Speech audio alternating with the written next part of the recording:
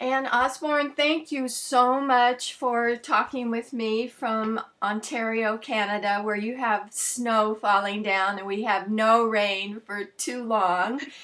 I'm really eager to talk with you during the holiday season because there's a lot of pictures of angels, but not much discussion. And I wanted to start by asking about your perception of those ethereal beings, we'll call them, that you've seen since a child. Tell us how that first started and what you saw.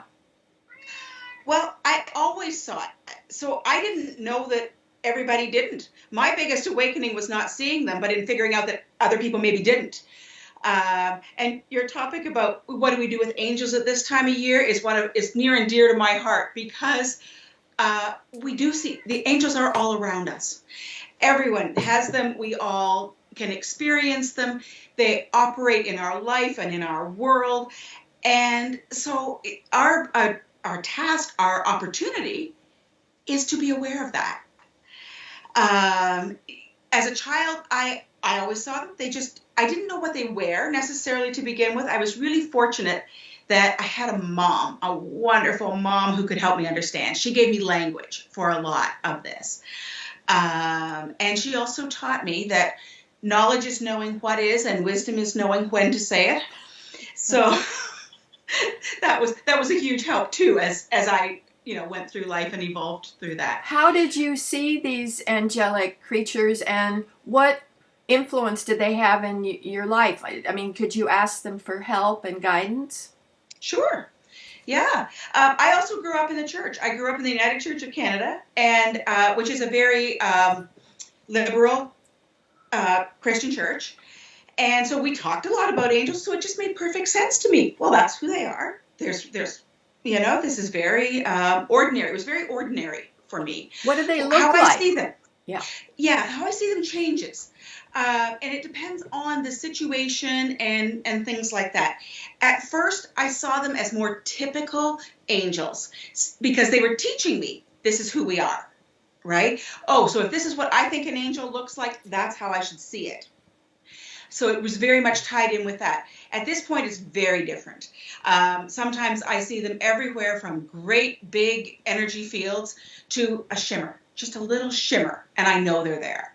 But over the years, we've developed a much easier communication as it changes. I almost never see faces on angels, but I don't seem to need to see faces. So maybe if that was really important to me, I would. Or for someone else who sees them, that may be very important. But that would be the one distinguishing. Almost always there's a shimmer to that energy. If it's angelic energy, there's almost always a shimmer. What about color? If I'm aware of an angel when I'm doing a session with someone, usually I'll see it as blue or some kind of color. Okay. They can come with different colors. The colors to me are also informative. So if it's a blue angel, it's carrying a certain meaning. If it's an angel that is kind of opalescent, there's a different kind of meaning with that. So I think it's part of them giving us information, helping us to understand what they're bringing to us and what they want us to know. What's an example of something specific that you learned from an angel and something that you asked for that they help you achieve, something specific? Well, one of my very first, very specific examples of, it wasn't the first. It was a very clear example, I guess. I was driving at one point in time, and I was coming up to an intersection. There was a big row of great big trucks beside me on the left. They were waiting to turn left. I was going to go straight through the intersection. And I heard a voice that said very clearly, "Brake now." Mm. And in my head, I went into this, well, I don't need to brake. I have the right of way. I've got a green light. And the brake now. I hit the brakes, and a car who could not have seen me went through the intersection and would have hit me. And I just, thank you very much, And so to me, that was just such a beautifully clear, they said two words, twice. That was it. And it changed everything. So, for me, that was that.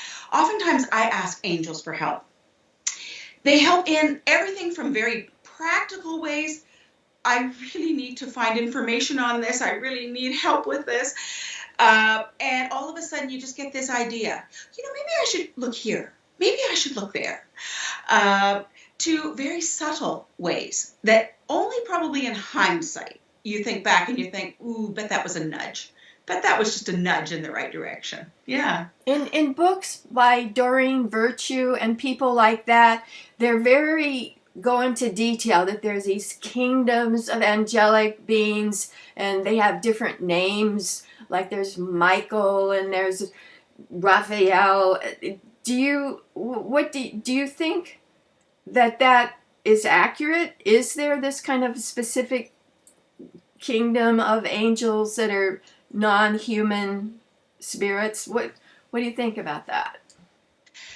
I think that angels have never incarnated on this earth, so they are messengers, and that's their job. They're messengers from God. I don't get into the whole hierarchy of angels very much, because when they come to me, they usually come to me either to help me or to help somebody that I'm working with, and it doesn't matter where they fit in that, because they know they have something to offer. They know that they are the right angel, the right energy to help that person. And even sometimes I don't get their names. Sometimes they give me a name, but I think that when they give us a name, they're giving us a name so that we know how to connect with them again. Names hold energy. And so if you say to somebody, this is, angel, and it can be any name. It's not just the list of names that we get, that are typical. Everybody sort of thinks they want to have one of the archangels, we're going to bring in the big guns. And it's like, no, pretty much any angel that is here for you is wonderful. But it gives you a way of saying, oh, if I want to connect and talk to this angel again, I'm going to ask for, Enoch or Sam or whoever it is. Yeah. It's kind of like a password or something. Yeah, exactly. It's just an easy way to connect. Are angels different from guides who may have incarnated? Some people say that since our beginnings as a soul, we have guides that help us. And I wonder if they're different from the angels. They are, in my experience, yes. So guides, yes, have incarnated on Earth. We've often had a past life with them. They are usually an expert in something that we need help with, or that their purpose in this life. So I also believe that we have a guide that's with us throughout our life, but we can have what I call situational guides. And so if we're working on a specific thing, we might get a guide who knows about that to come and help us with it. A great example of that is when one of our daughters was doing a PhD. And she said, Mom, I think maybe hopefully there's going to be a guide that's going to help me with this. And we tried very hard and figure out who this guide was. And we were trying to get a name. And I said, well, it's sort of like Margie, but it's not Margie. And finally we figured out it was RG, as in research guide. And it was lovely. And this guide was enormously helpful to her. She worked with the original manuscripts in England. She got into places in these libraries where she should not have gotten, right? And this guide was just really awesome. So we do get those kinds of guides. We don't need to be in touch with them all the time. When we're working on research, sure. What about... Go ahead. I was going to say the difference between a guide and an angel to me is that angels are messengers of the divine.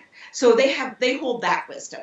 The guides are the messengers of wisdom, but they're often a lot more incorporated, so they have experience about this kind of event in a life, this kind of event. And their energy is different when I see it. And guides will often show themselves to me as the person that you knew in the lifetime you shared with them.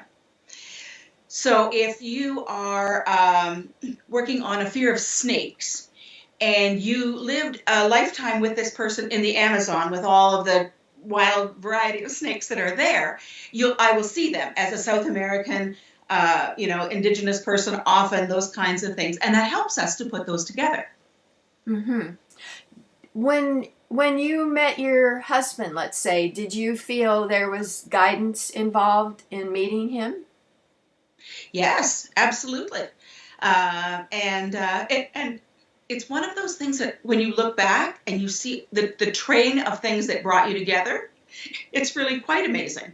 And there are times when guidance, to me, says it's time to leave a relationship, and it's time when guidance says it's time to look, to pursue this relationship.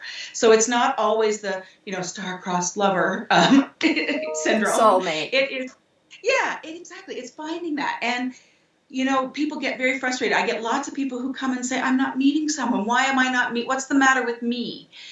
And it's oftentimes, especially older souls, wait to find that person until they've fully grown into their soul age and who they are. So the fact that you didn't meet somebody at 23, like, four of your best friends, doesn't mean there's anything wrong with you. It just means that will develop over time for you. Another class of people who can help us is departed spirits who are not incarnated. And you do medium work. How do you access them? They come. So sometimes they just show up. Or if somebody comes and they say, I really wish I could connect with my sister, then often their invitation of that soul, and so somebody shows up, I don't know who they are until they tell me, or sometimes they don't tell me, and I just describe them so that the person that I'm with says, oh, that is my sister, because you couldn't have known what my sister looked like. But if you can tell me what my sister looks like, then I know that that's who we're connected with. More and more, spirits are, they're just so happy to come, to connect. The way that I understand it, the way from what they tell me, when we get off plane, which is what I call crossing over, we're off this earthly plane, we don't suddenly become all wise and all knowing, but we certainly have a different perspective. We get to pull in all of the knowing that we've had from earlier lives and things like that. And so their personality will not necessarily be exactly the same as it was here, but they can certainly give us lots of information that helps the person who's with me understand that, oh yeah, that's exactly what we did, and connect easily with them. Mm-hmm. Some people say that it's really a great advantage to be on Earth because it's dense and you can work through your lessons faster, and they have more freedom and can manifest really easily on the other side. What's your sense of what it's like on the other side? Well, from what they tell me, it's awesome. It's a very different experience. Yes, we come to Earth to work on things, to advance our soul, so that the lessons that we learn, but we incorporate them and we embody them in this lifetime. On the other side, we've got a much bigger picture to work with. So we're working with all of the lifetimes. We're working with, from what I understand, we do a life review when we cross over. And we look at, what did we learn in this lifetime? What do we do really well? Where were we just maybe a little less than stellar? All of those kinds of things. And so when we give a firm understanding of that, then we put it into the bigger picture yet of, how does this fit with all of the learning that I've done in other lifetimes? What piece was it that I was working on here? And then, again, looking forward to say, okay, knowing all of that, what would I like to work on next time?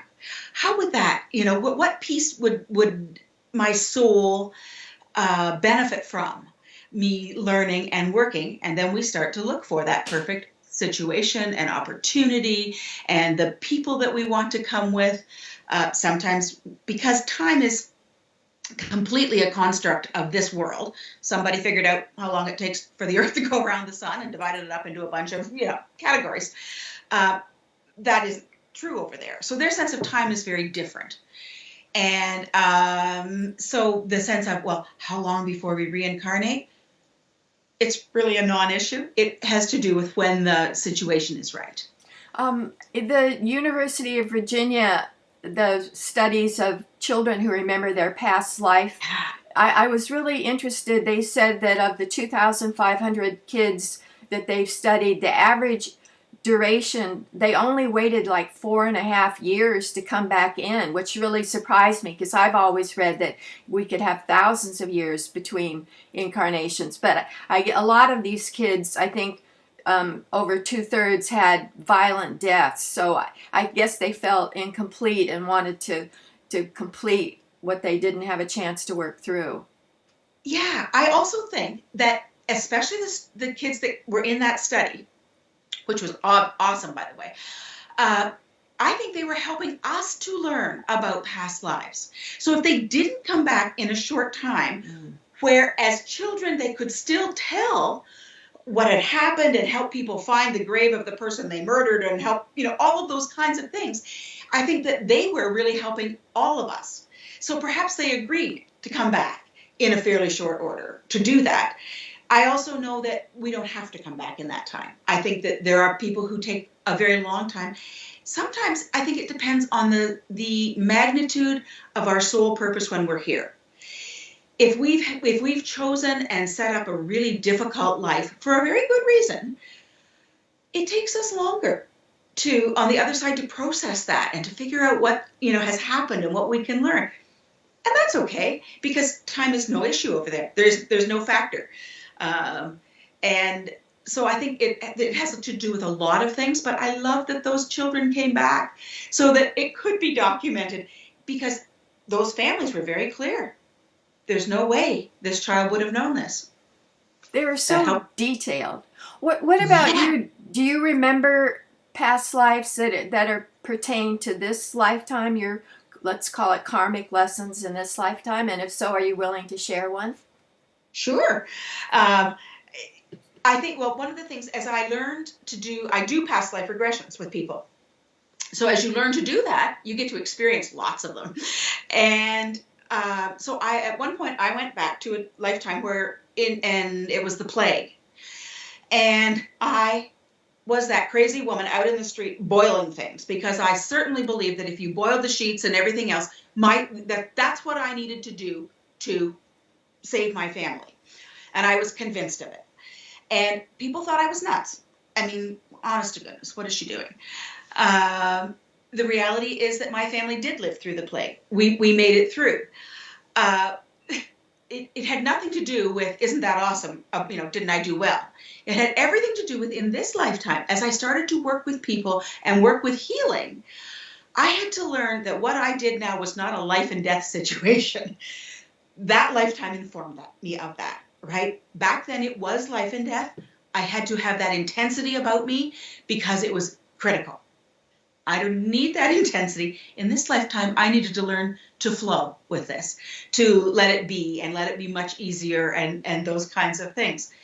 The key that was big for me in that one, I am not somebody who remembers dates in history well. I know that there have been several plagues in Europe. If you asked me when the plague was, I wouldn't have been able to tell you. But in a past life regression, they say, tell me what year it is, just take the first year that pops into your head. And so I gave them a year, and they, of course, they wrote this all down. And afterwards, I thought, I'm going to go check that out, because if that's not right, then I don't know about this. It was bang in the middle of one of the plagues in Europe. So it really helped me to have that confidence that we can access that information and we can do those things. And for me, it was a very helpful understanding. What about, you have 5 children, you have a husband. Do you have memories of being with them before so you could complete or have fun with them in a different way? Absolutely. Absolutely. So this is the second marriage for me currently. I gave birth to 3 of the children, and 2 were gifted to me with this second marriage, and they're all very much our kids. But it's fun to be able to go back and find those lifetimes where we have known each other before. So that as we, even in coming together in this lifetime, we've known each other, which is wonderful. To me, it helps with that sense of people say, oh, well, stepchildren, step families. no, this is just part of what is. And it's wonderful.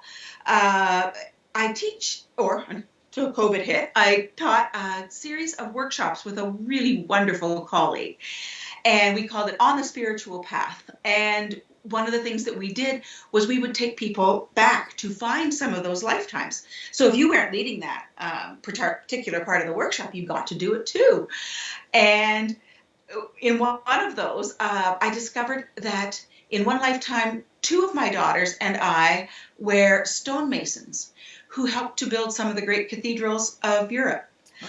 And it was lovely because we were working together in a very different, but we just knew each other in that time, in that way. And you can see how, and one of them was the architect who, and she, in this lifetime, she's the most organized person you've ever met in your life. One was the visionary, and she's very much like that, and it's like, isn't this awesome? Just being able to pull those together. You think of yourself as clairaudient, clairsentient. How do you protect yourself from being empathetic and taking on people's troubles, like people that you work with in sessions? How do you keep from getting overloaded? So for me, that is my task. My task is to keep my energy and my field clear so that I do not pick that up. I work with my own energy field. I balance my field. I balance my own energy. I make sure that I clear, and it's really easy. It's not hard. It's not something that has to be literally, if we tell ourselves, ground.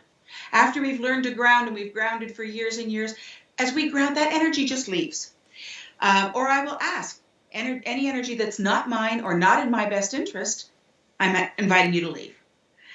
After my clients leave, I hand them back to their high self, to their best, to a greater energy that, I'm not kidding myself, has far more ability to be of help to them than I can be, but I give them back to something greater. And so it's a very simple thing for me, but it's important. It's very important. That's why we do this little snap of the fingers to clear. It's a really easy, quick way to separate. Exactly. And when you set your intention that that's what that's about, it happens so easily. It's wonderful. What led you to be a chemistry major in university? Well, at first I thought, for years, I thought, oh, what a mistake. Why did I do that? When I look back, so what led me there originally was I knew that I wanted to help people, and I was thinking about medicine. And so I liked sciences. It was the 70s. Women should be in sciences. There was a lot, and the one I liked best was chemistry, so why should I not do that? It was a great lead into medicine at that point in time. Got into it. I liked chemistry. It was great. I loved the learning. I loved all of those things, but at that time you had to take another an elective from a different discipline. And I took psychology, and I immediately knew I was home. That was far more what I should be doing than the chemistry, but I couldn't afford to change majors. What I know now is that chemistry allowed me to get a great job. It allowed me to basically support our family as my husband began a company, which then allowed me to stay home with my children, which is what I really wanted to do when they were young. And you can see how it all fit.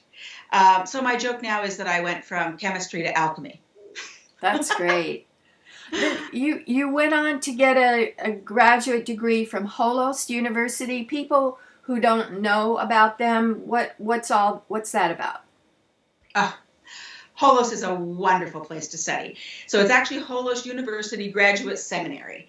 And it is very much about connections. It's about connecting the science and the spirituality and all of the techniques that we can use and all of the things that make this, it's about understanding from a bigger perspective, about putting all of those pieces together.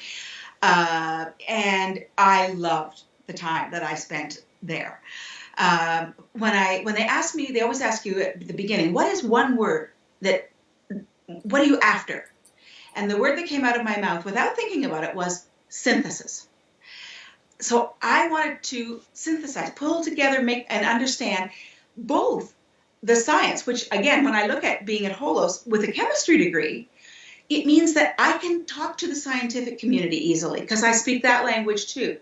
But I really wanted to have the full underpinning of a graduate degree so that I didn't want to be seen as flaky or fluffy or, I wanted to be grounded in this work. I feel that as we ground beautifully on this planet, incorporating both of those pieces, the gifts are better understood, better accepted, and easier to work with. So it was wonderful. Also, you meet the best people.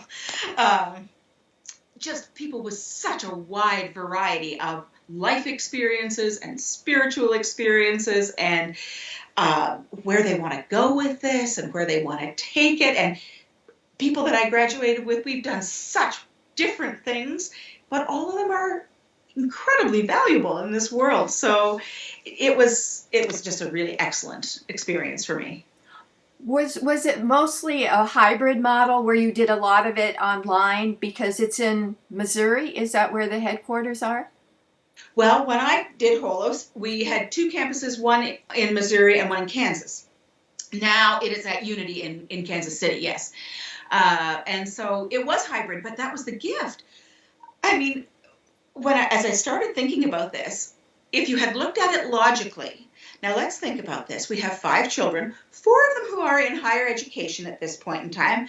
And I think it's a really good idea to fly to the States so that I can do graduate work. You would have said, this is nuts. But because we went down spring and fall, once, for about a week, 10 days at a time to do the classroom part, the hands-on part, all of those sorts of things. And everything else was online.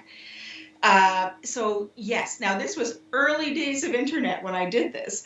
And so I did it all on dial-up. I can't quite imagine how I did that now, but at the time it was just what I did. And so, but it was a huge gift because even as you think about sending all of these big papers, as we shared papers and, all of those sorts, it was wonderful because you could read all of the things that people had written. And also as our professors, we had chats. We could all be online and do chats. It was like, how great is that? So to me, that was part of that timing. If it had been that I had to go down for months and months at a time, I probably wouldn't have done it. No. I really wouldn't have. But the internet had come in. It was just, Holos was forward thinking enough to say, this is what we're going to do. And the timing was perfect. Were most of the students women? I would say yes, predominantly, but there were quite a few men in my, in my classes as well. And it was really nice to have that combination. Why do you think it is, like in the workshop that I did with you, it was only one man and the rest women, and that's pretty typical. Do you have any ideas about why women are more likely to be in these spiritual learning situations? I think it's a combination of a lot of things. I think that it's more acceptable, probably societally acceptable for women to do that. It's harder for men to often give up a very good job and say, I kind of want to go explore this, because men are expected to be, or traditionally have been expected to be, perhaps the breadwinners and things like that. They might get more pushback from their peers. I don't know. I do know that the men who are willing to do this and willing to be involved are wonderful. And I'm hoping that they light the way for others so that, although when we look at it, a lot of the physicists, the quantum physicists now are the ones who are providing great underpinning for the spiritual awareness that we have. And a lot of them are men. So hopefully there will be a nice crossover with that. In my trilogy about visionary scientists who are doctors and scientists doing the exploration of PSI, most of them were men. So yes. That's going to take a while to change. Speaking of quantum physics, it seems to me that that's the explanation of why we have telepathy or healing prayer from a distant work, all the kind of psi phenomena are explained by this quantum field. What's your thoughts about, and explain it to people who don't know what quantum physics is? Quantum physics is wonderful, and quantum physics is helping us to understand. So to me, it is the explanation, as you said. This has been happening for centuries and forever, that people have had knowing. Quantum physics says it's about possibilities. It's about, how does this work? Can we understand how the structure of our universe operates in a way that can allow this kind of knowing? And the answer is very much yes. And for a very long time now, they have been working on that, to be able to say, how can somebody who is, thousands of miles away, how can they influence? And they were very good. They've worked very hard to be within the parameters of an excellent investigative study. And so when all of those things fall into place, and they say, yes, even though we can't explain it, we know that it happens, then all of a sudden science again says, well, then let's figure that out. Let's see if we can figure out that next step. And there are some really wonderful discoveries being made at this point in time. It seems to me that non-locality is the key, that there's no time, no space, that once particles or people or whoever is entangled, they're in communication through this information field, which they don't really understand what it is, how this communication is, the mechanics of it. Well, we don't know yet, but I think that's exactly where we're working right now, where the scientists are working to understand. That's going to be that next piece that they will put in, and I think that you're right. And part of it for me is to say to all, we can all access that field. We live in that field. We're not taught that we can. We're not taught that that's something that has value, or that why would we bother? But we can do that. And so knowing that, and being able to access that field where there is no time and there is no space, and that's how. I mean, if we can live in that, then we can access all things. And that's pretty amazing. That's lots of fun. It's not just, to me, it's amazing that it's not just information that is transported. You can physically change cell growth, or the rate at which yeast release oxygen, or there are Chinese children who can teleport little objects from one place to another. So people don't believe in psi because it violates the physics of the big world that we know, and it seems too weird or spooky, which people have applied those words to quantum physics, because it is weird and spooky in terms of our physical material world. Right. Except that when we say it violates those physical laws, it doesn't. It violates Newtonian laws, for sure. But that's very old physics. And so it doesn't violate a lot of the quantum and all of string theory and all of those kinds of things. So it's part of what we've been taught. It violates what we've been taught about, but it doesn't violate the actual laws of the universe and the world. And so part of it is that science is helping us to catch up with that and change how we see that. So that, because belief is a big part of it. If you don't believe you can, you won't. So it's really easy for somebody who doesn't believe in it to say, I tried, it didn't work. What do you want? Whereas somebody who says, but I do believe, or even, I don't know how I do it, but I do it. People that, that can do the teleporting and can things like that. Well, I don't really know. I just set my intent to do this. I don't know how it works, but I know that I can do it. So somewhere between those two, as those meld, we're going to have much greater information. It's exciting. It's a good time to be alive. Our spirits were smart to come in now. Yes. When you call your practice LifeEnergy Balance, what does that mean to you? If someone comes to you, what can they expect? it's different with every client I see. So life energy balance for me is about that sense of balancing. I believe that when we are in balance, we have access to our best self. And so it can be physical balance, emotional balance, mental balance, spiritual balance, a combination of all of those, because they inform each other. And so balance is something that our world understands. People, when they say, I feel out of whack, I just don't feel like myself.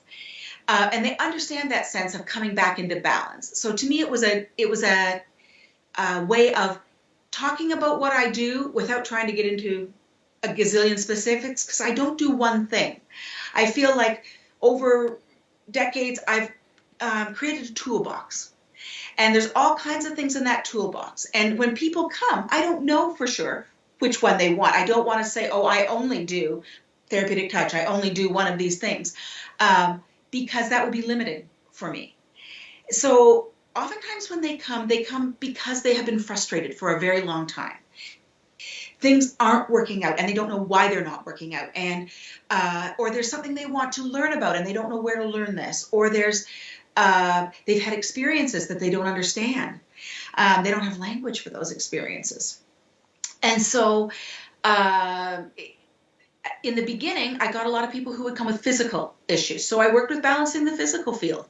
That's not my love. My love is far more working in the emotional, spiritual fields. But it was a great thing to learn and to know and to be able to work with, for sure. Now, at this point in time, if I think that somebody really needs that physical work, I'm much more likely to send them to someone else who would do that. Whoops, sorry. But being able to work with that sense of balance overall. So do I balance energy? Sure. But it's more about their balance. I don't do things. It's not about me. It's very much about them. And as I think back over a lot of the different tools that I use, that is an underlying tenet of most of the modalities that I work with, most of the things that I do. You know what is true in your world, your body, your spirit, your mind. You know how to heal. If we can remove the blocks, if we can get out of our own way, if we can, free up the energy that we need to do that, we all have it.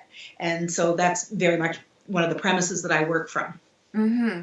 Do you see layers of the aura and chakras? Does that help you in your work? It does, very much. So people say, isn't that overwhelming in the world? I am very good at turning it on and turning it off. To me, it would be very intrusive to walk around this world and take in that kind of information. And I think it would be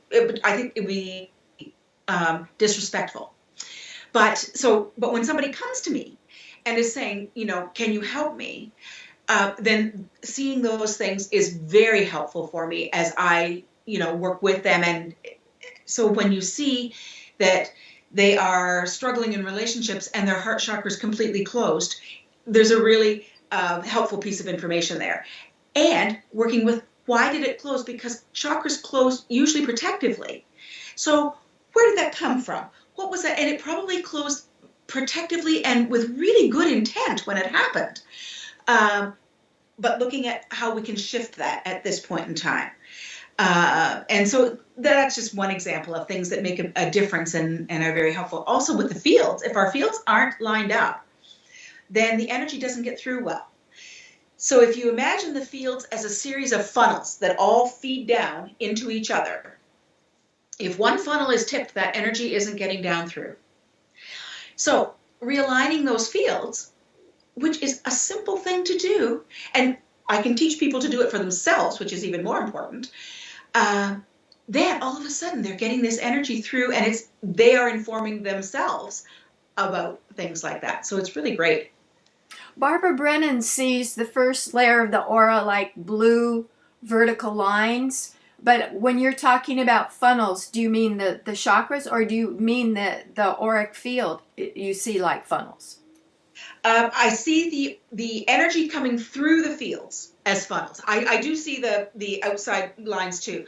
Although one of the best things I ever learned, and this was when Carolyn Mace was a professor at Holos, and what she said, and she talked about her own experience as a medical intuitive at that point in time, and she said, I got things in threes. The first time it was new, I didn't know what it was. I had to figure it out. The second time I had to say, oh, I think I've seen this before. What was that? And the third time it's like, I know what this is. But she said, when you see it, you have to learn to interpret what you see. Don't let somebody else tell you it should look like this, because it's just the energy's way of informing you, and your background and your understanding and your interpretation will all come from that. And that was so helpful for me because I don't see it the way some of the books would suggest, perhaps. I very much see it in a way that is, well, it's the way I've always seen it, but I know what it means. But when she said that, I'm like, ooh, that's so true. I do get things in threes. And so you start paying attention and you start learning, and it's really helpful. Do you see with your ocular vision, or do you see in your mind's eye? Both. And it really depends on how they give me that information. And so if it is somebody who has passed over that I'm trying to describe, I will see with my, across from where my chair is in my office is a strip of bare wall. It's really easy for me to see them against there. It's really helpful. There are times when if I'm seeing a past life, perhaps, I'm much more likely to see that in my mind and just get that information and things like that. So it really just depends on how I'm given it. I need to stay open to how it comes. But sometime you may see with your physical eyes, oh, there's this color or this shape in there. Got Absolutely. it. Let's talk about some of the different modalities that you use. Therapeutic Touch was developed by nurses, and they think of bringing energy in like a rainbow through their shoulders, out their hands. How would you describe Therapeutic Touch? It's actually a little different than that. It's a hands modality. You can do it hands on, you can do it hands off. So even though it's called Therapeutic Touch, you don't necessarily touch. It's like Reiki. Exactly, very much. And as far as I'm concerned, all of the modalities, we're working with the same energy. It just seems to be which modality seems most appropriate at that given point in time. So when I hear, so for Therapeutic Touch for me it's evidence-based. It's a modality that's based on working with the hands to help balance that energy. But we innately know once the energy is balanced, then our body is able to access the wisdom that it needs to do our own healing. We don't heal anybody with Therapeutic Touch. We allow them to heal themselves. Yeah. Right. When you do past life regression, is it kind of like a hypnotic process that most people, I think, use a hypnosis to regress the person to a past life? I probably wouldn't call it hypnosis, but it is a deep reverie. We go into a very quiet, very calm state, and I just do that with guided imagery, and then through that, yes, we go back, and I find that it's very often it's very helpful for somebody to actually experience that life themselves. I could tell them about it, but I don't think it has the same power. Now, in a crisis, when somebody needs to really know something, I'm happy to say, this is what I'm getting.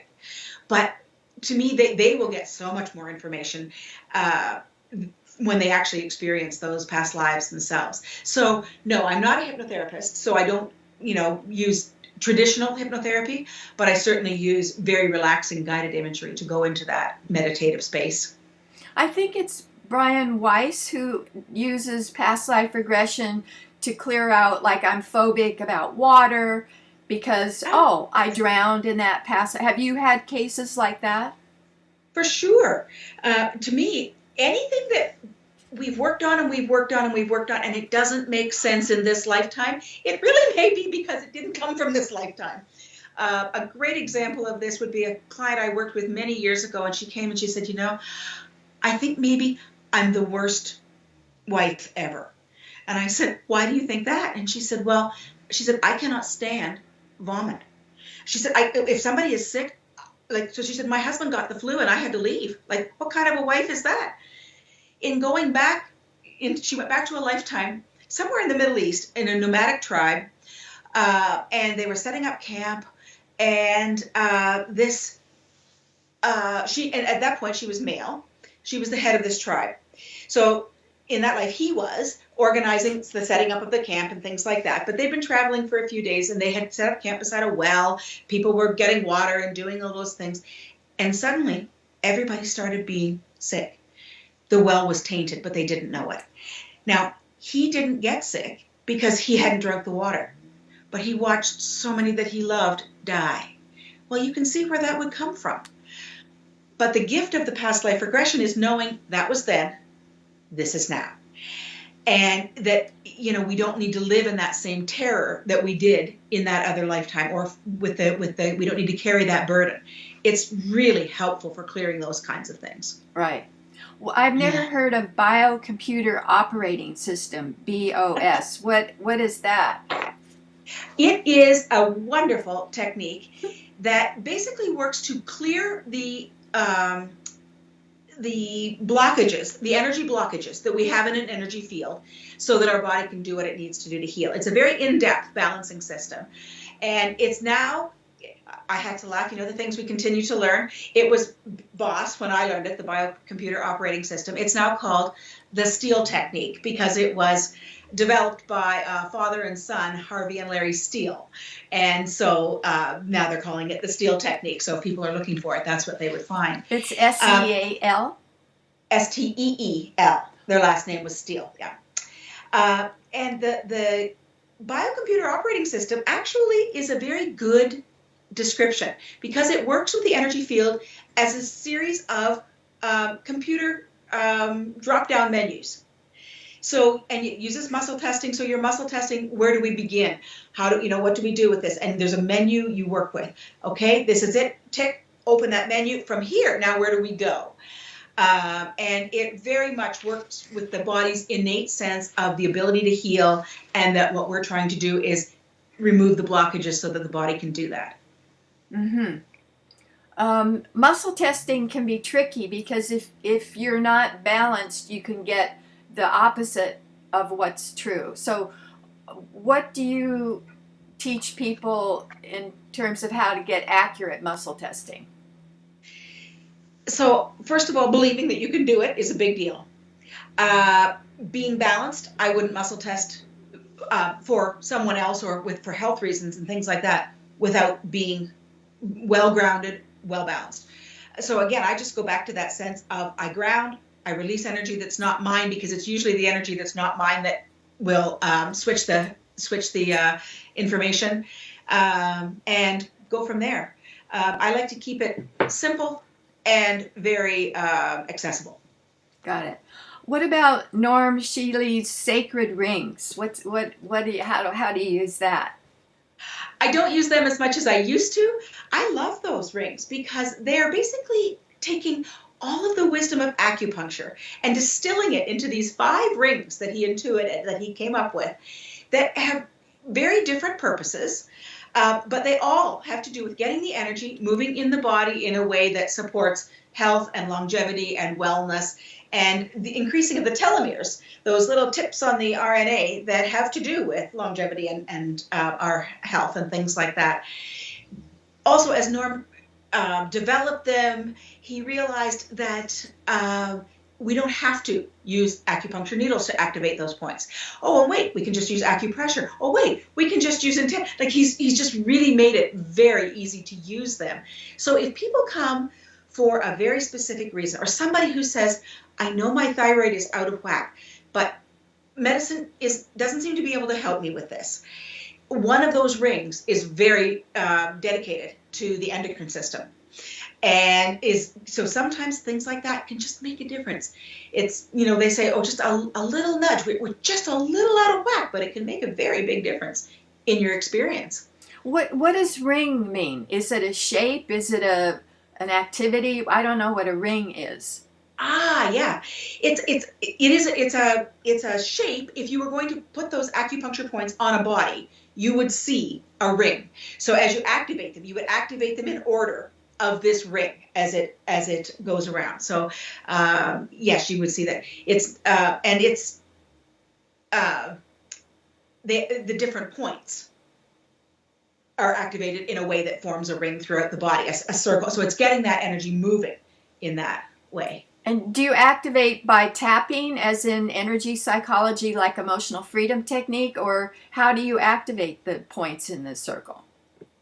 You can do it a lot of different ways. So you can actually, if you are an acupuncturist, you can use the needles. You can use acupressure, which would be like the tapping very much. And really the tapping, in my world, activates those meridians. So the tapping is more of a overall approach. Let's activate all those meridians as we go through looking at this issue so that the one that is needed will operate and be able to do that. The rings are a little bit more specific, but it's the same idea for sure. Do you use emotional freedom technique in your practice? Tapping? I do. I do. I think people find great comfort in feeling there's something they can do, that the tapping gives them that sense of there's something that I can physically do here that helps them. Again, I think it just keeps the left brain happy sometimes, that brain that wants to know and follow and do. It gives them that ritual to follow. But it is also activating those meridians as it goes. So yeah, it's a great way, and it's also very good for phobias and fears and things PTSD. like that. Yeah. Are there any other of your favorite tools that we haven't talked about? I love, the inner counselor process. It's what I used for my dissertation at Holos, and again, it's a way of accessing your inner knowing. When someone's trying to help you, and in the back of your head, you're saying, yeah, but you don't know this and you don't know that. And so you sort of doubt that. When you work with someone's own inner knowing, they don't have that because they are working with themselves. And it's a symbolic and spiritual process, and I love it. I also work a lot with soul ages, helping people to understand what they're working on. What is their soul working on in this lifetime? Because it makes a big difference in so many things. If you're struggling with a relationship and you realize that you're just at very different soul ages and that person is doing exactly what they came to do in this lifetime, it takes out that sense of, well, they should be doing this, or I want them to be doing that.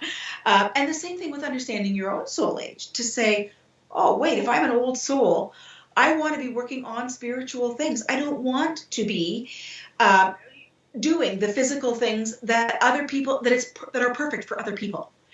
So to me, it gives a great sense of peace. It brings that sense of peace and understanding. It takes out a lot of blame in our world, which makes me happy.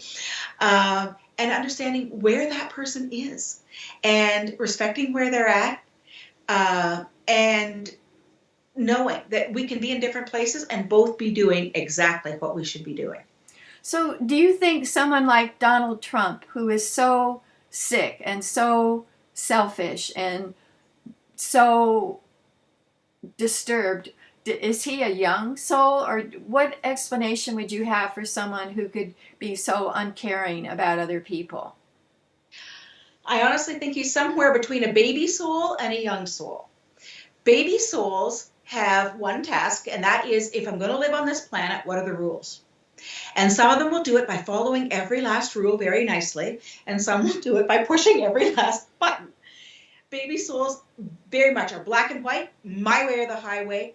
They're very into, it's not fair, it's not what I want. They're very, that's their focus. Young souls are about climbing the ladder, getting to the top, being the best, all of those kinds of things. And he certainly shows aspects of that too. That sense of, I want America to be great. It has to be best. I have to be best. All of those sorts of things. But understanding that that's what his soul is about. If that's what he came and that's his soul age, then expecting him to suddenly become interested in the well-being of large groups of people is probably not very productive. And so it helps to understand where he is. Does it mean that this is a good thing for the United States? No. It means that he is showing us one aspect of what is true there. And hopefully, and clearly, the American people said, we think we kind of want to make a change here. And Biden is not a young soul. Biden is much more of a mature soul. So there's baby and young and mature, or are there other stages too? Or the three? Yeah. No, there's 5 altogether. So infant souls are they come, they're basically trying to figure out if they can live on this planet. So they don't often live very long lives. They could be SIDS babies. They could, live in war-torn countries where, their life expectancy is not long. They're just figuring that out. And then baby souls are figuring out the rules. Young souls are figuring out how to climb the ladder and thrive. Mature souls are working on relationships of all kinds, and how that works. And again, they will sometimes learn it by having wonderful relationships, and they'll sometimes learn it by having tough ones. And then there are old souls, and old souls are far more into the spiritual aspect of things, and they like to put things together. Old souls are less invested in any one thing and then the big picture. Do you think? And their task is unconditional acceptance, a big one. Do you think that some people say that as souls evolve, they eventually kind of blend into the Godhead and become one with higher source? I don't know. I mean, where do you think is the ultimate destination for this evolutionary process? Yes, I do. I believe that we go back to source, to creator. We came from there, we cycle back through every so often, and eventually we do go back, but we take with us all of the learning and the knowing and the wisdom that our soul has accumulated, and we add that to that body of wisdom that is creator.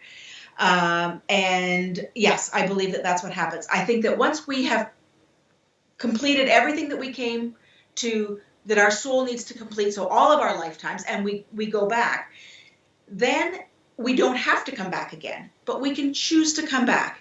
And those are what we think of as the ascended masters. Jesus and Buddha and Muhammad and Allah and, all of those. They are the ones who came back because they could serve. They came back to help. There's a really great comic. I think it's Jesus and Muhammad sitting on a cloud, or maybe it's Buddha, one or the other. And there's chaos going on the earth below them. And they say, okay, fine. Which one of us will go this time? It's great. Let's draw straws. Exactly. Is it your turn or mine?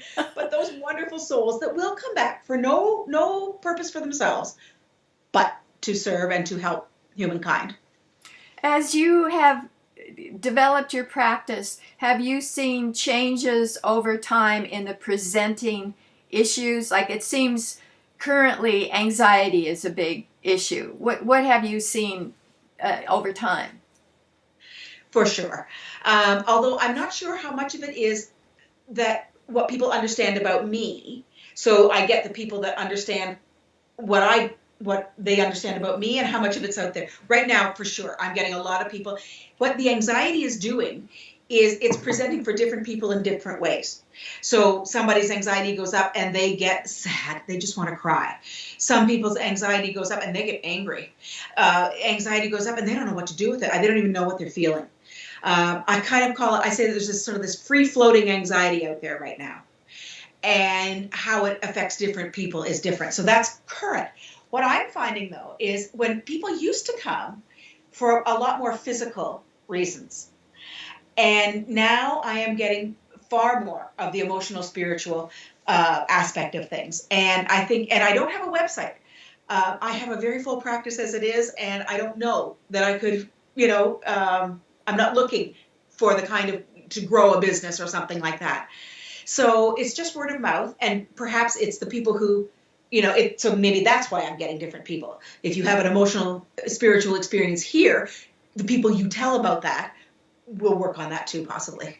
Is there a way that people who are listening to us can contact you if they would like to do, like a Skype or Zoom session with you? Sure. The easiest way to get a hold of me is through my email. And so emailing me, we can set that up. It's one of the gifts of this time. I've gotten so good at these different platforms that I really wasn't good at before. I didn't know that much about them. And so, yes, it's a wonderful way to be able to access people from all over. And what is your email? So my email is ann@lifeenergy.ca. So it's Ann without an E, just ANN at LifeEnergy, the way it sounds, LifeEnergy CA. Do you mind saying what your fee is? Sure. I charge $100 an hour right now. A first session is usually an hour and a half because we're getting to know each other and work together. But really, it's just whatever multiple of that, depending on the amount of time we spend. Got it. Is there anything that we've left out that you'd like people to think about in terms of their soul development? Tiny little question for you. The biggest thing is you can do this. We all have access. Find the people that will help you with that. Read, listen to, now there's so much stuff on the web that you can access, but access with wisdom, because some of it out there is, look at the person that's giving this. If they are very egocentric and need to be seen as the guru, I'd be a little careful. If they are really just excited about helping people access that own wisdom, finding out what your soul is all about, it's kind of an exciting task in our world. And there are so many ways to do it. Find the people or the information that speaks to you and follow it through, and it's very life enriching. Do you have a bibliography of some of your favorite books, like if someone wanted to know about the inner council or some of these processes that you could refer, we could give them a list? Sure, absolutely. There are all kinds of things written about that. The Inner Counselor actually was written by Anne Nunley, who was professor at Holos. And she was a wonderful mentor for me. And I have, but you can access that book. There are so many things written on all of these different things. Probably the hardest one to find would be TST, but that's on the web. There's lots of information about it on the web. So it's more and more we are getting a database, an information base that people can access. Great. Thank you so much. This is really fascinating. You are very welcome.